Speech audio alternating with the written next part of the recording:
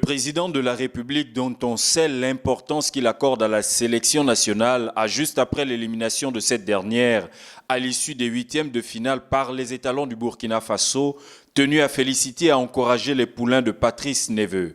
Dans un tweet, le chef de l'État s'est dit fier de capitaine Bruno Ekwele Manga et de ses coéquipiers qui n'ont pas démérité et ont montré tout au long de leur parcours un visage plutôt reluisant, faisant douter leur adversaire qui ne s'attendait visiblement pas à se voir opposer une telle résistance.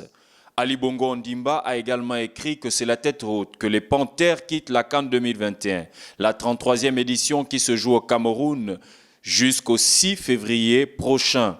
Pour le président de la République, la qualification s'est jouée à très peu de choses, puisque le Gabon a montré qu'il est une grande nation de football. Puis, le chef de l'État a conclu: nous pouvons être fiers de nos Panthères et confiants en l'avenir. Bonne chance au Burkina Faso.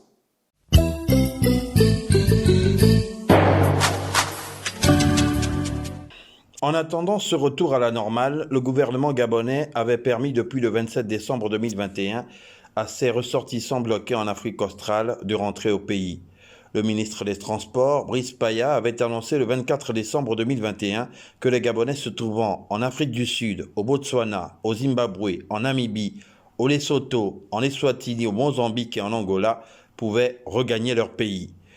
Depuis le 21 janvier 2022, eu égard à la tendance baissière enregistrée dans les contaminations au Covid-19, la mesure a été levée environ 2 mois après son entrée en vigueur.